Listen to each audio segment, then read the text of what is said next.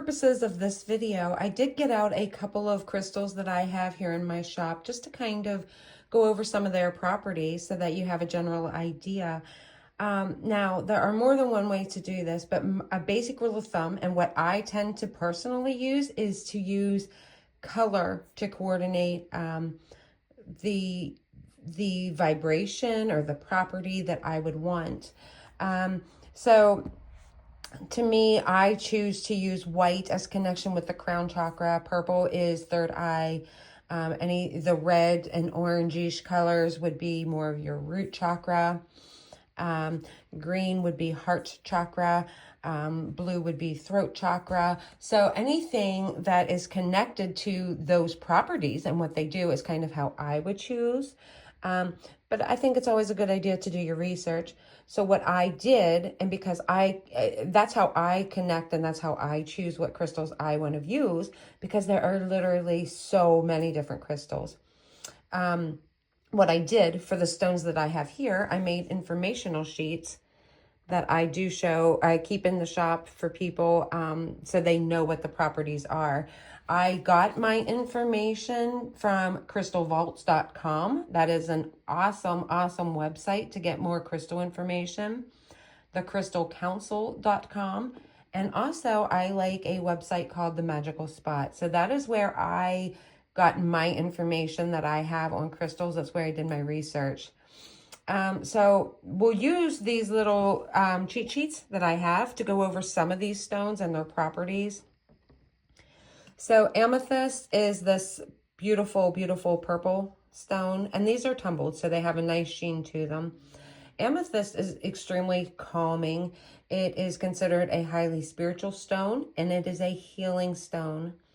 This stone is thought to enhance intuition and psychic development while providing spiritual protection and increasing focus.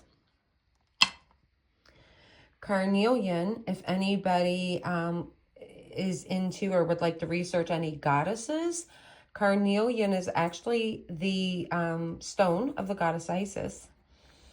It is considered a good luck stone. It brings in success, drive, determination, ambition. It is a stone of action and overcoming indecision. Now, Amazonite is literally one of my favorite stones, and I bet you can't guess why. It's the color. Haha, I love green. As you can see, a lot of my stuff is with that minty color green. Amazonite is a stone of hope, truth, manifestation. It can promote harmony and balance, especially between your mind and your intuition. We get down here to this bluer stone, which is, particular stone is kyanite. Kyanite is a stone of connections. And why? Because we connect with others through our voice most times.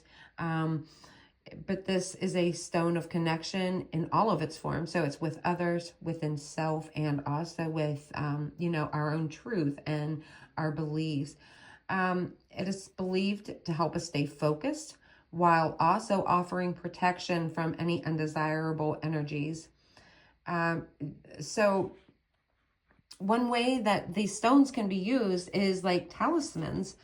So kyanite could be used as a talisman to stay focused when you're working on a project.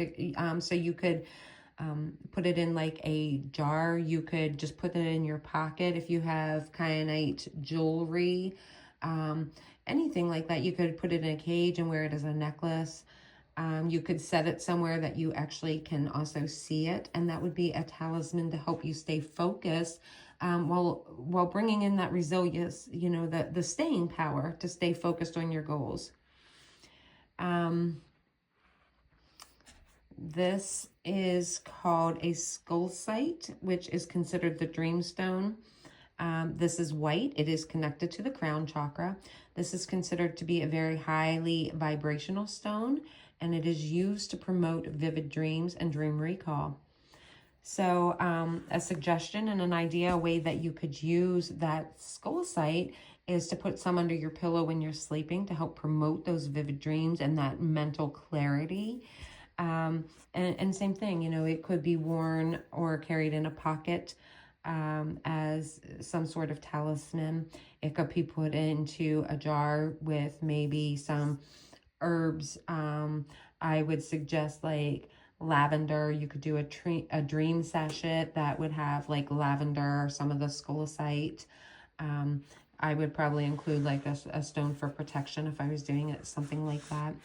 So there's a little bit of ways to go ahead and use some of these stones that I have, as well as what some of these properties are. And I will go ahead and set up a crystal grid, and we'll kind of go over that. That's another way you can work with the healing crystals.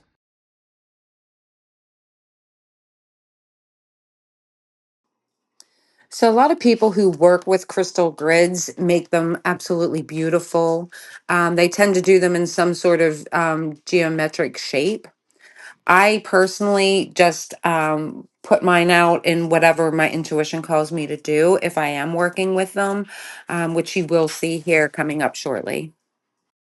All right, so a crystal grid involves arranging like multiple different crystals in a specific pattern, or I kind of just do a pattern that I feel drawn to, okay? Um, I don't feel that there is a wrong or right way to do it, but it's arranged with other crystals that actually support the intentions for your goal. So I'm going to set one up here just to show you. So let's say that I'm trying to bring in success in my business. So I choose a sunstone. I mean, you can't get any more positive than the sun. So I'm going to choose that as my central stone for my crystal grid. The sunstone is bringing in success, positivity, abundance, happiness, and joy. And my intention for this crystal grid is to really use these energies to bring in success in my business. So here you'll see I have my sunstone. Now, because I want to support the intentions around it, I am actually going to take some of, I can't even think of what it's called, I'm sorry, some of my black obsidian. Now, the reason I'm doing that is I want to have protection. I want to feel safe while I'm doing this. The black obsidian it absorbs negative energies. So I'm having all this success up here. I want to protect this success and this positivity and all this positive energy. So I'm going to put the black obsidian. I'm going to put this down here, and I just want to use that as a form of protection for myself. Next, let's say I want to have some clear focus. So I am going to place some of the scolecite up right here, because I really want to have clear focus and I'm reaching for my dreams. Okay. So the success, we have the protection to ward off any negative energy because our focus wants to be on the success. And if you notice, I also chose a bigger piece of sunstone to put as my central stone. Up top here, now I do have this scolecite, which is to bring in that mental clarity, that mental focus. Carnelian is going to give me this drive and this ambition, and I want to put this somewhere right around here. I'm doing it this way because to me, this is past actions and we want to move forward, okay? So I want to have this drive. I want to have this determination. I want to be able to speak my truth. I don't know why, but it feels like I should be putting that there. So I'm putting that kyanite. I want to be truthful to myself. I want to act with integrity always in everything I do. And let's go ahead and put some of this Amazonite right here, because the Amazonite is going to allow me to really concentrate. I want to bring in what my intuition is telling me, but I also want to combine logic and reasoning. And to me, it just felt like I should maybe put that right there. And always one last stone is success. This is green aventurine, which is a stone of manifestation. It is a good luck stone. If you do notice, I do have greens. If I were in my house, I don't have any citrine out here, but if I had citrine, I actually would sprinkle some citrine in amongst all of this as well. And that would be because citrine is associated with success, abundance, positivity, all the goals that I am trying to incorporate. Now, I would normally, I would put this grid somewhere and leave it out. But that's an example of how to incorporate these crystal and the crystal energies together when making a crystal grid to stay focused on a goal. Another way to work with your crystal is to actually meditate with it. And you don't need to like sit and completely clear your mind. I know not everybody can do that for an hour, but another form of meditating with it that will actually clear and calm your mind from outside distractions is to just hold your crystal. You can meditate it in that way by looking to see if you see any patterns in the surface of it. Are there any indentations? Are there any discolorations? Spend time thinking like what the crystal's use is supposed to be and how that may apply to you, how it just feels to you in general. Some people can feel the energy of the crystal itself as they're holding it. So, meditation in some form is a way to work with your crystal.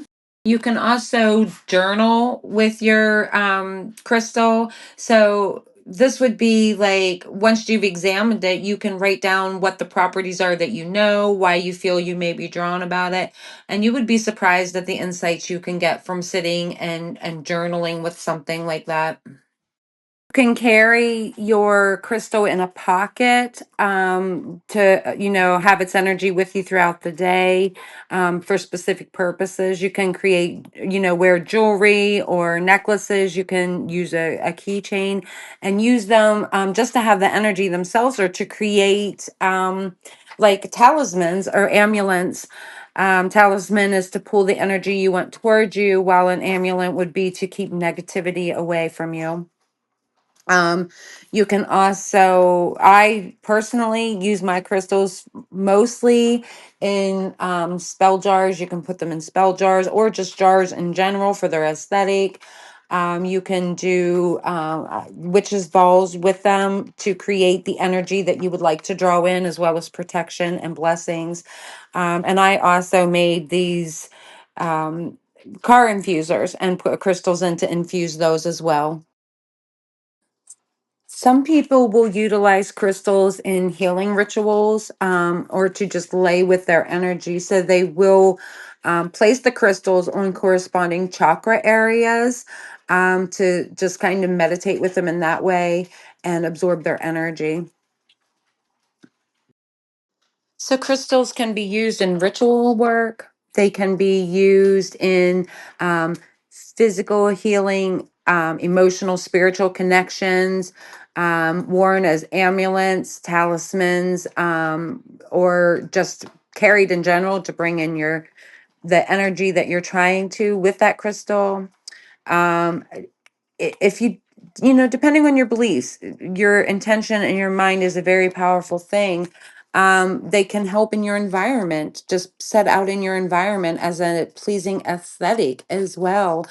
So there are just a multitude of ways to use crystals, and I really hope that me doing this segment answered any questions that you may have as to some of the properties and how to actually use the crystals that you have in your presence.